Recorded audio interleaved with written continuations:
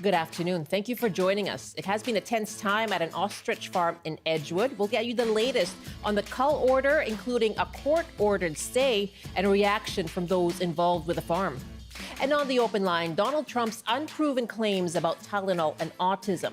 We'll talk to an autistic advocate, a medical science expert, and we're taking your calls. What is the impact of these claims? We especially want to hear from you if you are pregnant, a parent, or part of the autism community. I'm Michelle Elliott. Welcome to BC Today.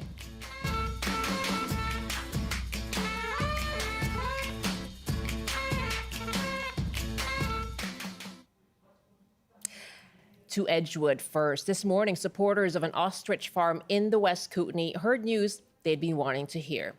The Universal Ostrich Farm in Edgewood was facing a cull order from the Canadian Food Inspection Agency. The Supreme Court has now granted a stay of execution for the birds, and police and CFIA officials had been on the farm since Monday to execute a warrant on the property. Right now, the CBC's Yasmine Ghania joins us. She's at the farm. And good afternoon, Yasmine. Thanks for being with us. Thank you. And so this stay was issued just this morning. What is the mood of supporters of the farm right now?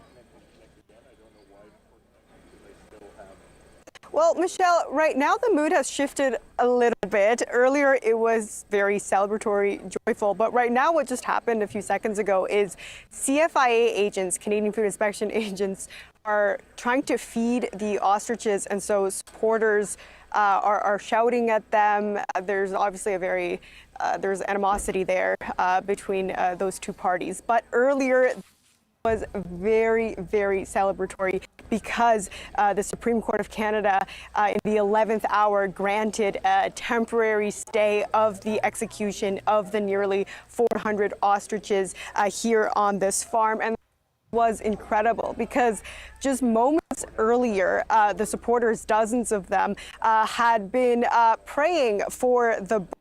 There was drumming and singing as well. And then when that wrapped up, Katie Singal, who is the spokesperson for the farm and also the daughter of one of the co-owners, came out shouting, "We gotta stay." And here is the moment that she got that call from her lawyer. Take a look.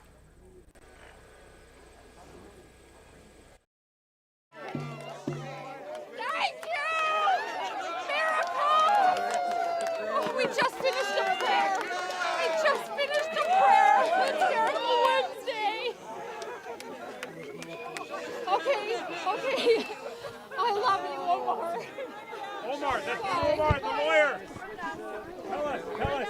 Omar called. He said he needs to read through it, but it could go for as far as up to October. We're all here to celebrate today. No death today. Yeah, life won today. God won.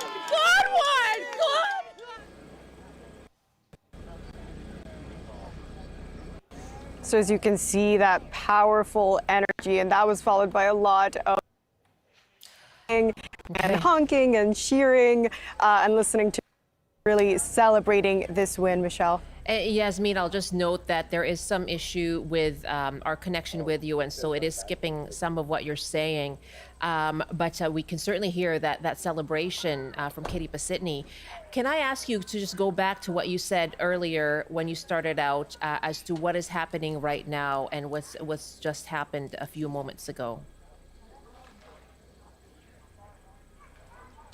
Yeah, right now, Canadian Food Inspection agents are on the scene in the enclosure where the ostriches are, because now with this Supreme Court temporary stay, the CFIA actually has custody of the birds. And so they're in the enclosure now trying to feed them, and protesters are yelling at them, shouting things at them because they would rather see the farmers feed them, but they're not allowed in the enclosure or near the birds. So that's kind of what's happening right now. But before that, it was very peaceful, very joyous. Okay. And tell us more then about this reprieve and this stay. What exactly does it mean then?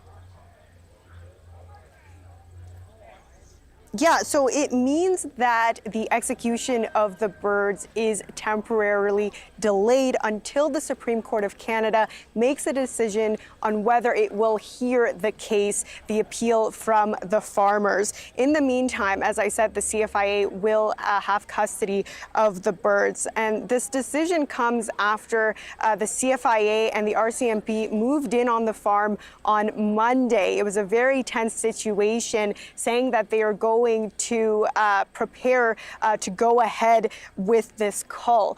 But this has been, leading up to this moment was months of a legal battle. So after losing in lower courts, the farm said that they were going to appeal this all the way to the Supreme Court of Canada, the highest court in the land, to try to stop this cull from happening. Lower courts, like the Federal Court of Appeal, ruled that the cull order was lawful and that the CFIA has the authority to make decisions when it comes to avian flu.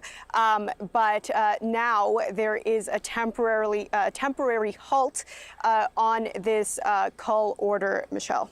And what are you hearing from supporters then of Universal Ostrich Farm as to why they are fighting so hard to save these birds? Yeah, I mean, this is a story that has attracted so much attention. First, in BC, people have driven from all over the province to camp here, some for days, weeks, even months, to show their support. And then even internationally, this story has captured the attention of the White House administration. So U.S. Secretary of Health Robert F. Kennedy Jr. has weighed in on this, as well as Dr. Mehmet Oz, who is also part of the White House administration. They've offered to even take the birds across the border and take them to the U.S. If Canada doesn't spare their lives. A lot of supporters say that they are against the CFIA's stamping out policy, which says that if there is an avian flu outbreak, then the entire flock has to be culled to prevent further spread of the virus. But they say that things should be decided on a case-by-case basis instead of this blanket policy. We spoke to one man who came here with his 5-year-old son, and he says he wants to show his support because he fears this case could set a dangerous precedent. Here's more from him. If the birds end up getting killed under the circumstances that this is all unfolding, then it sets a precedent that a government agency that's really not beholden to the people at all on any level can just come in on suspicion without any kind of integrity or ethics and just destroy people's animals. And so supporters want the birds to be retested. The CFIA has so far refused to do that, saying that it fears that the virus could spread or even mutate. It says that it has empathy for the farm owners and the emotional impact that such a cull could have on them. But they say that this is their policy, that they are concerned about avian flu. We are waiting to hear. We have reached out to the CFIA and the RCMP about these latest developments, and we are waiting to hear back from them, Michelle. And so, Yasmine, what's next then in this battle? Well, the CFIA has until October 3rd to file a response with the Supreme Court of Canada, and then the owners of the farm have a couple of days to respond to that, and then it's ultimately up to the Supreme Court of Canada to decide whether it will hear their case, their final plea. Normally, the Supreme Court of Canada only hears a small number of cases every year, and they are of national significance. So we'll see if this case meets their threshold. Yasmine, thanks so much for keeping us updated on this. Good to have you. You're welcome. CBC reporter Yasmine Ghania joining us from Edgewood. It is now 12:15. To BC politics now and the rift between BC Conservative leader John Rustad and now former Conservative MLA Eleanor Sturckow, who is now an independent MLA in Surrey. Now, Sturckow was kicked out of caucus this week. She says it's because Rustad is on, quote, shaky ground as leader. Rustad told us yesterday that Sturckow was trying to remove him as leader of the party. We got a lot of emails from you. Robert writes, after listening to today's program concerning the BC Conservatives, I was reminded of some past history. In the 1960s, Vancouver Sun columnist Alan Fotheringham summed up provincial Canadian politics as, in the Maritimes, it's history. In Quebec, it's religion. Not so now. In Ontario, it's business. And BC, it's entertainment. Not much seems to have changed. Al writes, I think the Conservative Party needs to fold. A group of people spewing hate and discrimination, as well as climate change denial, don't deserve a platform. Whether you're Conservative, Liberal, NDP, a Green supporter, we all deserve a government that cares for everyone. A party that sows division and plays politics are not for the people. We deserve revolutionary solutions for housing, climate change, living wage, and universal basic income. Kathleen writes, in BC, we have the Conservative Party emerging from the BC Liberal Party over the past year and a bit. To say this Conservative Party has been tainted with some of the traits of the federal Conservative Party need not be stated. Thank you for your emails. You can always send them to us, bctoday@cbc.ca. And of course, we'll continue to follow this story on BC politics and the BC Conservative Party here on CBC. You can go to our website for the very latest, cbc.ca/BC.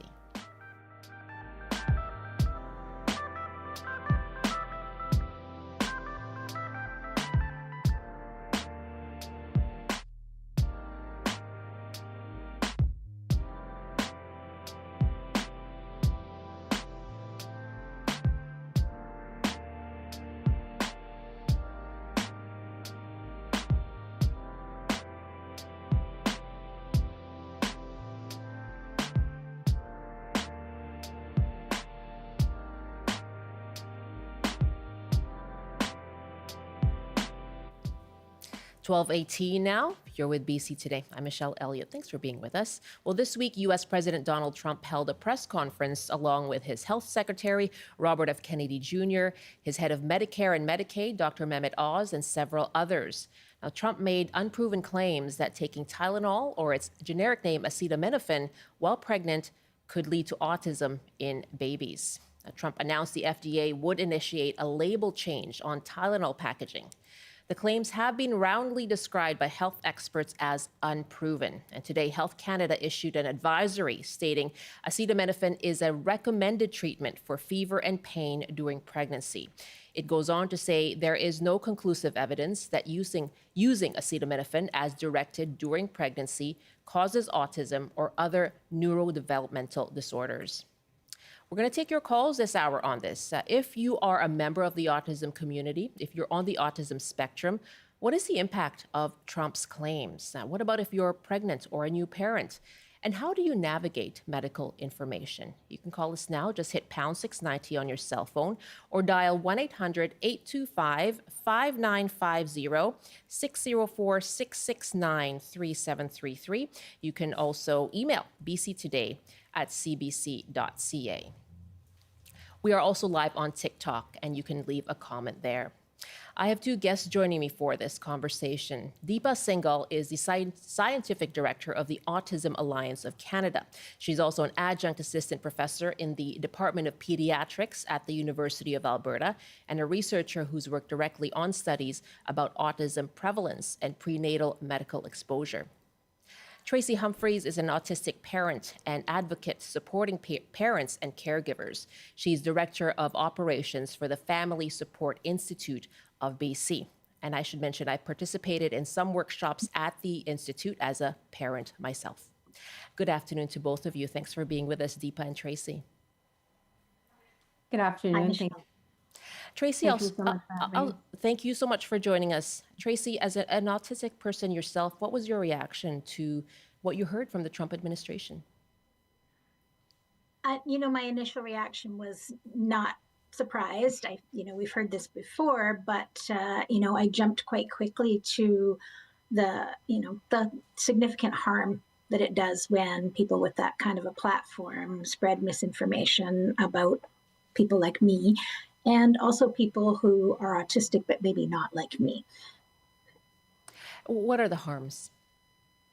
So autism gets blamed for a lot of things, and most of the blame is actually the way society and the world is set up. It's not accessible for autistic people, and so it demonizes being autistic, and it demonizes being a certain type of autistic. Not that some of us are more acceptable and others are seen as too much. And it kind of echoes this long history of colonization, eugenics, and policing people's bodies. So it's deeply harmful. In that sense, does it contribute to a stigma? Yes, exactly. It's very stigmatizing, and it brings, obviously, as Family Support Institute, we do peer-to-peer support with families of disabled people, and the parent blaming is that other piece where I am an autistic parent of autistic kids, but I am that parent who feels guilt, shame, and the stigma, even though I know intellectually that it's wrong. Let me go to you now, Deepa, on this. And to be clear, you're not a medical doctor, so you're not here to give medical advice, but you do work on research with regard to autism, so you can take us through what the scientific evidence shows. Can you tell me about your own reaction to hearing what the Trump administration had to say about Tylenol and autism this week?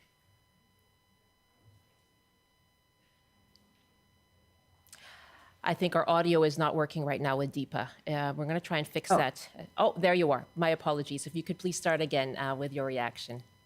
Sure. Yeah. Thank you. So the Trump administration really framed autism as a burden, as a worry, as something that is destroying families, which was incredibly dehumanizing. And I just want to take this moment to just say to all of the autistic community, to the parents who love their kids for the amazing people that they are, the powerful self-advocates out there that are hurting right now, your dignity and your voice matters so much more than this political discourse and all of us debating, this unclaimed scientific evidence. And so I really, really feel passionately about taking this moment to celebrate autistic people and their families everywhere here in this country and around the world. But going back to the Tylenol, so unequivocally, every medical association, every credible medical association here at home in Canada and across the world have debunked any claims that Tylenol use during pregnancy causes autism in children. And also that Tylenol use during pregnancy is absolutely safe. And the risks of untreated fever pose dangerous harms to both the mom and the baby. During the press conference, they did refer to studies showing a correlation, 2 studies in particular. Mm-hmm. Can we just go through that? What can you tell us about these studies and what do they actually support? Yeah, absolutely. So these studies that people are hearing about right now are what researchers called observational studies. That means that researchers can watch what happens in real life and look for patterns, but they can't control all the variables that are impacting the outcome of kids. Randomized control trials are the gold standard for proving causation. So observational studies can show association, but they can't prove causation, right? And we can't conduct randomized control trials in pregnant women because you can't ethically assign a certain group of pregnant women to take or avoid medications just to see what happens. And so researchers really rely heavily on observational studies, which inherently are flawed because it is so challenging to control for all of these other factors that are impacting the outcome. So the studies that President Trump and his administration are quoting are not the studies with the highest rigor of study design, even in the observational study world. But there is this large study that came out of Sweden last year. It was published in the Journal of American Medicine, and it used rigorous study design, including sibling comparison, and it didn't show an association between prenatal Tylenol use in autism. And that's why no medical organization in either Canada or the US or globally has changed its medical guidance. Tracy, you mentioned that this is something you've heard before. Why is that? Where does this come from? Because, I mean, I'm talking social media floating around out there. The conversation about acetaminophen or Tylenol and autism is one of many things that have come up, you know, as a potential cause for their children to be autistic. And parent blaming generally, you know, is a fairly traditional thing. It used to be in the 50s, it was refrigerator moms because parents were too cold.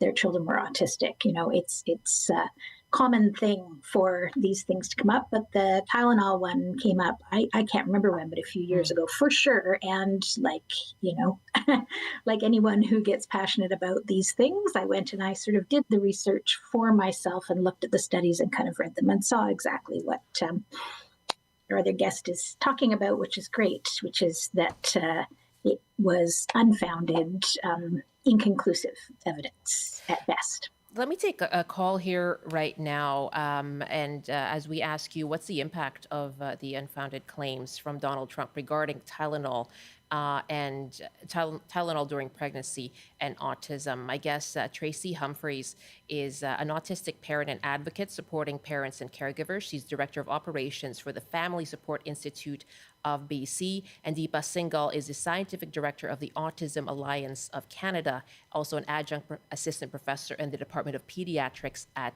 the University of Alberta. Let's take a call here from Priya in Vancouver. Hi, Priya. What's your reaction? What's the impact of these claims? Oh, it's just heartbreaking because as Tracy said, there's so much misinformation and it's harmful. It's not the first time that we've gone through this. And both as a parent and the founder of Edify Learning Spaces, I know how overwhelming this is for families. Parents, especially moms, they're left with guilt, fear, confusion, self-blame, and they don't know who to trust. This is just further confounding their trust in themselves and getting them to know that they're the best parent for their child. And you said you are a founder of a learning a school? Yes. Or? It's a tutor match platform for neurodivergent kids, and we work with families. I have my own neurodivergent kids, and we know that if we work with their strengths, that we can be neuroaffirmative. And this is not a death sentence. I don't understand why a professional, like a federal body, is stating this claim. And it's already so difficult for moms. Science is slower and fear is fast. Science is slower and fear is fast. Can you elaborate on that a little bit? So as Deepa and Tracy were talking about studies and the information that's come about globally, there's a lot of studies that are talking about observation, but science is still figuring out a lot of different aspects of autism. Correlation is not causation. And as a parent, when you're extremely afraid about what your child's future is going to look like, you might just grasp for whatever is in front of you. Is that what you're hearing from families? I've unfortunately, you hear extreme cases about, this is even before recently, a family found out that their child is neurodivergent and they did something themselves that was irreversible. In terms of trying something and that wasn't proven and that kind of thing. Oh, they just felt like there was no hope for them in this world. Oh, I see. Okay. It's Priya, so dangerous. This information, it needs to be, I'm sorry to interrupt, but we need to support families with trusted, registered neuroaffirmative providers because they have some oversight. Priya, thank you very much for your call. And we'll talk later as well with Tracy on that in terms of what this means when you have this conversation, what impact it has on supports for families like Priya's and the families that Priya works with. We're going to pause now. It is 12:30 and time for a CBC News update. And again, my guests, Deepa Singal, who's an adjunct assistant professor in the Department of Pediatrics at the University of Alberta. Tracy Humphries is with the Family Support Institute of BC. We are asking you, especially if you're a parent, If you are pregnant, if you're a member of the autism community, what's the impact of the unfounded claims from the Trump administration linking Tylenol use in pregnancy to autism? Taking your calls for the rest of the program. Right now, it is time for a CBC News Update. And here's Rob Zimmerman. Good afternoon. There has been a temporary reprieve for the almost 400 ostriches that were expected to be culled after a last-minute stay from the Supreme Court of Canada. The cull is stopped until the application for leave to appeal is dismissed, or if it's granted until the court rules on the case. A lawyer for Universal Ostrich Farm says the CFIA will stay at the site and maintain custody of the ostriches until the rulings are made. The BC General Employees Union is now targeting government liquor stores as it escalates job action. More than 600 workers at 25 retail outlets across the province are off the job today. The BCGEU says the locations were chosen because they represent a significant source of revenue for the government. And the BC Green Party has just announced the results of its leadership contest. The new leader is 24-year-old Emily Lowen. She was one of 3 candidates. She's a Victoria-based organizer who has spent more than a decade working on campaigns for climate justice, Indigenous solidarity, and democratic reform. And now the forecast on the north coast, a mix of sun and cloud this afternoon with a high of 14, highs up to 16 with sunshine in the Peace. In the central interior, including Prince George, sunny with a high of 15, highs in the mid-20s with lots of sunshine this afternoon in the Kootenays. In the southern interior, including Kelowna, sunny and hazy with a high of 27.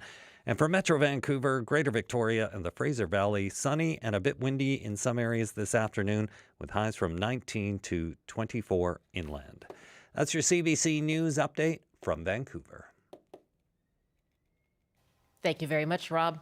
Rob Zimmerman in the CBC Vancouver newsroom. Welcome back. You're with BC Today here on CBC. I'm Michelle Elliott. Thanks so much for joining us.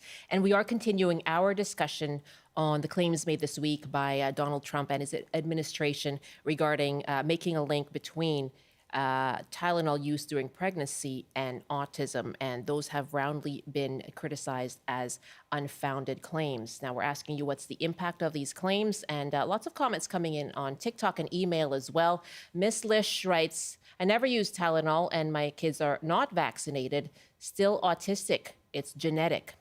Elizabeth writes, I think that Donald Trump's credibility is being eroded day by day, courtesy of his rambling, nonsensical rants, such as the performance he gave at the UN, which was or should have been humiliating for all Americans, regardless of their political leanings. As with nearly all comments from Trump's person, the latest is untrue and meant to clutter. Pardon me, that one is from Randy, another one from Randy here in Burnaby, who writes, as with nearly all the comments emanating from Trump's person, the latest is untrue and meant to clutter, confuse, and otherwise obfuscate the real issues Americans are facing.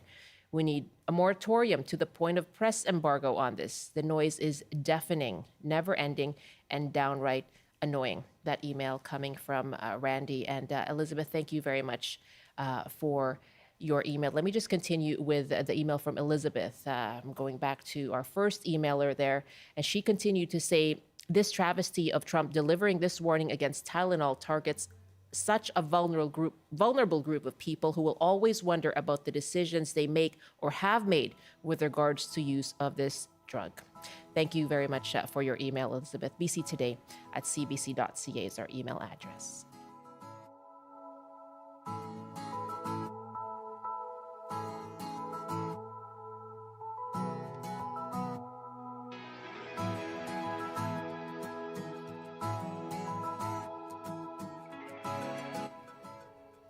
It's 12:35 now. You're with BC Today. And today, Health Canada issued an advisory that pushes back against Trump's claims about Tylenol use during pregnancy and a link with autism. Health Canada's advisory says there is no conclusive evidence using acetaminophen as directed during pregnancy causes autism or other neurodevelopmental disorders. It says acetaminophen is a recommended treatment for fever and pain during pregnancy. And again, that's in light of comments made this week by Donald Trump. We are taking your calls this hour. If you are a member of the autism community, if you're on the autism spectrum, we'd love to hear from you. If you're pregnant or a new parent, what do you see as the impact of Trump's claims? And how do you navigate medical information? You can call us now. Just hit pound 690 on your cell phone or dial 1-800-825-5950, 604-669-3733. Again, watching your comments on our TikTok Live and on email as well, bctoday@cbc.ca. And welcome back to my guests. Deepa Singal is the Scientific Director of the Autism Alliance of Canada, also an adjunct assistant professor in the Department of Pediatrics at the University of Alberta, and a researcher who's worked directly on studies about autism prevalence and prenatal medical exposure.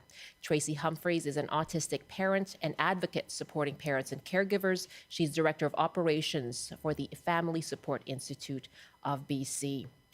And let me go back to you, Deepa. You mentioned earlier the harm of not taking Tylenol during pregnancy. What is the risk there? Yeah, absolutely. Untreated fever during pregnancy can lead to miscarriage, cardiovascular complications, and many more adverse effects in the child. Adverse pain can lead to anxiety, can lead to depression, can lead to high blood pressure, and these things can also lead to adverse effects on a developing child and mom. So really, really important for all women who are out there, who are pregnant, who are stressed, who are dealing with the multiple demands of their lives and being pregnant and the weight that they are carrying on their decisions. There is no scientific evidence right now that is saying you should not take Tylenol. Let's take a call here right now. Again, our number is 1-800-825-5950, 604-669-3733, or just hit pound 690 on your cell phone. And Mohammed is calling from Victoria. Hi, Mohammed. Hello. Good afternoon, Michelle. Hey, good afternoon. So, again, you have to remember who is saying this. This idiot, pardon my language, but he is a convicted felon multiple times. He's lied to the American public. He's the one who said we should inject ammonia during COVID into our bloodstream. I mean, why would you listen to someone who is, first of all, an idiot, second of all, has no medical background, third of all, he's got people in his senior cabinet who are the person who heads the FDA is not even a medical individual, and he's also a lunatic. So this has to be looked at from the context of where it's coming. You look at nonsense on YouTube and TikTok and elsewhere where people are giving medical advice who have no medical knowledge or background. I mean, this is the stupidity of what's going on in this world right now. People believe crap without looking at the sources of where that's coming from. Mohammed, thank you very much. And that point about content online and trying to navigate them. Let me go to you, Tracy, because you said you've come across this before, right? These theories or what people are putting forward. How do you navigate all of this? I think, it's important to remember that misinformation travels much faster than science. And while I hear what Mohammed is saying entirely, there are people who will believe it. There are a lot of vulnerable people who maybe don't understand things in the same way or have a certain buy-in to the political rhetoric that's coming through. And they're not looking at things from a critical thinking perspective, the who, what, where, when, why of it all, which is something that, it's valuable to teach to all people. And it's one of the supports that is lacking in particular for some disabled people and people with complex needs. But a lot of families, don't know how to look at this information critically. And again, the impact of that misinformation is really heavy. What supports are needed then when it comes to that, to supporting families sifting through information? Yeah, I think that there's some good work being done out there by Inclusion Canada, for example. I was involved in a project with them talking about communicating with different groups and people with intellectual disabilities, developmental disabilities, and having different ways of communicating information and learning how to spot misinformation. Those are really critical skills to be trained, and they should be taught, in schools as well. Yeah, because as a parent myself, you do try to look around for whatever information you can find. You're seeking solutions or things that will bring support. Deepa, I'd love to hear your thoughts on that as a scientific researcher. Yeah, I think it's so important for the scientific community to speak up in moments like this. And I'm really proud of my colleagues globally who are battling this misinformation from one of the most powerful men and administrations in this world. Organizations like the Autism Alliance of Canada is passionate about translating complex information to our members. We have members from coast to coast to coast across the country, autistic people, their families, researchers, scientists, community organizations. And so, we've got to keep that good work going to make sure that we bring the right evidence to Canadians and keep educating each other, keep educating our children on how to look at what are reliable sources to keep that trust within the medical community and within the scientific community. And as our callers and Tracy's pointed out, science is slow, misinformation spreads fast. So a lot of the impatience and frustration that science can't answer some of these questions that parents with more severely impacted children want shouldn't be a breeding ground to misinformation like this or conspiracy theories. But unfortunately, it is. I'd love to get more of your thoughts on that. That's really standing out for me. The science is slow and misinformation spreads fast. What can be done about that, Deepa?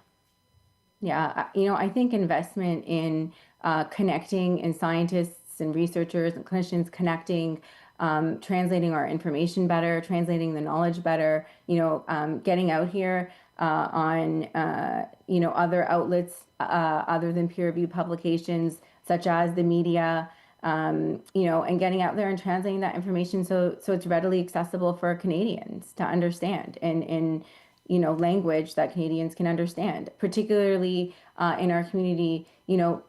How can we translate research that's accessible so that we can empower our community?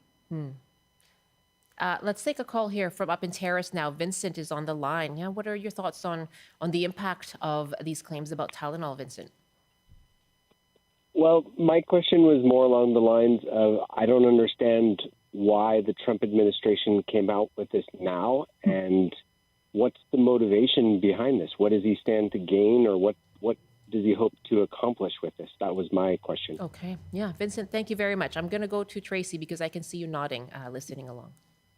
I mean, of course, that's where the who, what, where, when, and why of it all, right? Like, why is this coming out at this particular time, and what would the motivations be? With Trump, we know that often the motivations are financial.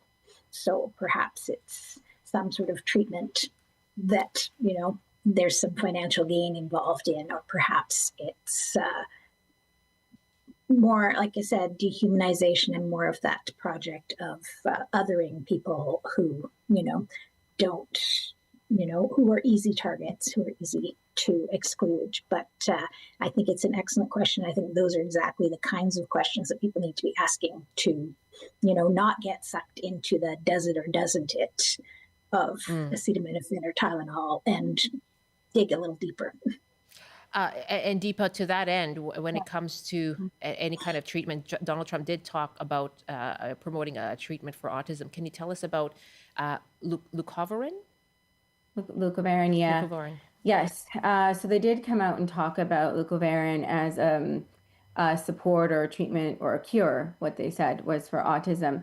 And we need to be very, very clear that it is absolutely not a cure for autism. There's been incredibly small studies done. So studies with, 10 children upwards to maybe 60 to 80 children that have shown that this drug may be beneficial in increasing speech and communication. But in order for this to become a standard medical support or intervention or treatment for autistic people, there have to be many, many more randomized control trials with thousands of children that are exploring side effects, that are exploring drug interactions, that are exploring so many important things before it can be recommended as a standard medical treatment. And also, to be very, very clear, no Canadian association, no Canadian Medical Association, Health Canada is saying that this is a treatment right now.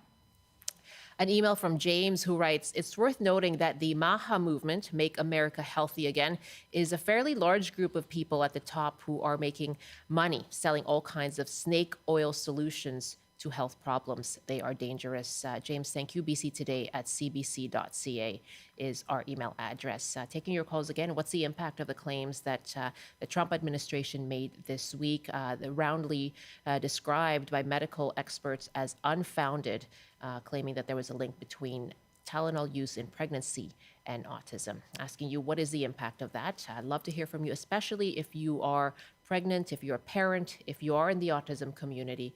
I'd love to hear from you as well, especially. But for anyone, you can call us 1-800-825-5950, 604-669-3733, or hit pound 690 on your cell phone. My guests are Tracy Humphries, who's an advocate and is the Director of Operations with the Family Support Institute of BC, and Deepa Singal is the Scientific Director of the Autism Alliance of Canada, Adjunct Assistant Professor in Pediatrics at the U of A. Lynn is calling us from Vancouver now. Hi, Lynn. What's the impact of this claim? Hi there. So I think my feedback is not so much about what is being claimed, but our reaction to it. I kind of have like three axioms that help me decide when to engage with people I disagree with. And they are, to debate a subject is to concede that the subject is debatable. To reason with a person is to concede that person is reasonable. And to ask for evidence of a claim is to concede that the claim might be true. Like when you're asking for evidence, you are implicitly conceding that it's okay for people to be persuaded by this response. There is absolutely no scientific research that supports these claims. There is absolutely nothing that gives this argument basis in real science. So what I don't understand, I understand we have to address the misinformation, but I think a large part of the problem we have is the way that the media covers these things and the way that we talk about them. This shouldn't be a debate. We shouldn't have to be debating this. It's not debatable. It's not true. It's frankly, flatly not true. And as a researcher and someone who works in research myself, there is absolutely nothing substantive to this. So why are we bothering to entertain it as a valid premise? Okay. And to be clear, we're not debating that claim itself. We're talking about what is the impact of it, because we have had reaction from medical officials and from the community. Really interesting point. And Lynn, you're a researcher yourself. How are you feeling? Frustrated. It's extremely frustrating to see, the president of the United States to go on TV and spout something that is absolute pure nonsense. Science matters. It's, we've learned these things over hundreds of years and we've built up a body of knowledge. And I think that, the impact it has on women, shaming women, thinking that, the reason someone's autistic is because of them, not that there's anything wrong with autism, denying women pain control when they may need it during pregnancy, or, it's just, it plays into so many different vulnerabilities. And I really, really am disappointed in some of the discourse I've seen around it, because like I said, it should just be, and at the American Medical Association, a lot of people have come out and flatly said, no, this is not right. But I think part of the problem is that we tend to talk about what this administration throws out there as if it's real news, real fact, even the way, they covered the UN talk yesterday, that it was a thundering repudiation of the UN's effectiveness. No, it was a raving madman. It was, I think the way we cover these topics helps, to help people understand what is pure misinformation and what is not. So that's just kind of as a researcher and as just a human, I think it's frustrating that, this topic, we acknowledge that there's a debate here and there shouldn't be. Lynn, really good to hear from you. Thank you so much. I appreciate your call very much. We have lots of emails coming in too.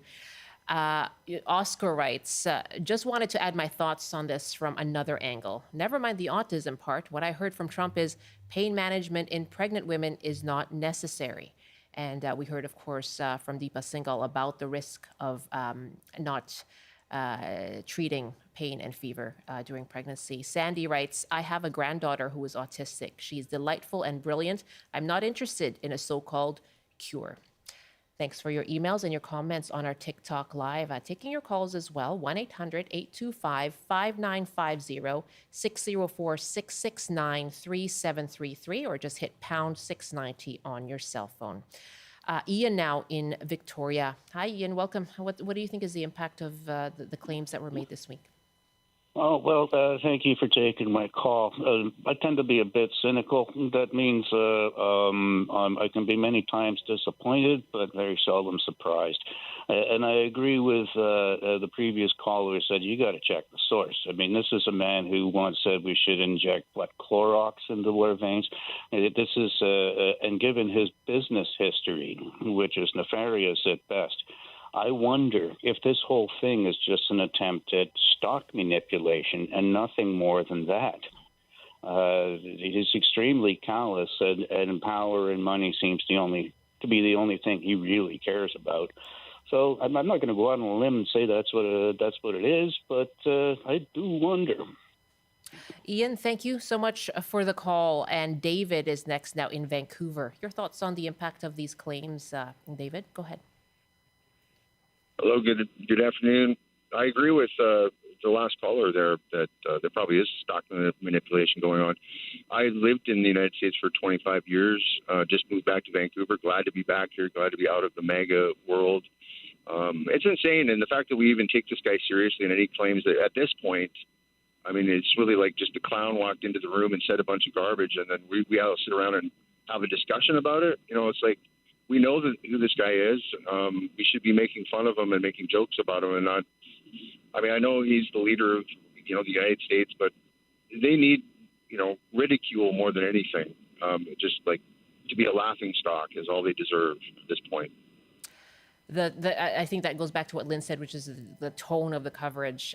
David, thank you very much. And you mentioned stock manipulation again. Ian put it out there, but of course we don't know what the motivation is. We're talking about what possibly it could be when it comes to putting out these unfounded claims this week.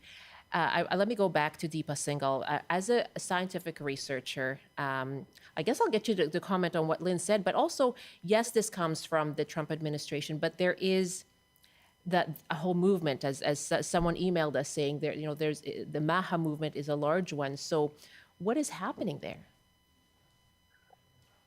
A massive spreading of misinformation. We can sit here all day long and speculate why this is happening and generate, many of our theories, conspiracy theories. But, I think rather than debating inconclusive claims, because I fully agree with our callers, the scientific community has come out aligned with this statement that Tylenol does not cause autism. And rather than continuing to debate the inclusive claims and giving so much fuel to this noise, we need to bring it back to what matters most to autistic Canadians and their families. There are many issues, many system issues, inequities in care across this country, inequities in accessing services and supports, children who are not adequately supported to have their educational rights met by our public school system. There is so much work to be done here at home to support autistic Canadians, neurodivergent Canadians, disabled Canadians, all Canadians. So, I would love for us to have to stop talking about all of these inconclusive claims. The scientific community has a responsibility to respond. They have responded, and we need to move on to building a better Canada for everybody.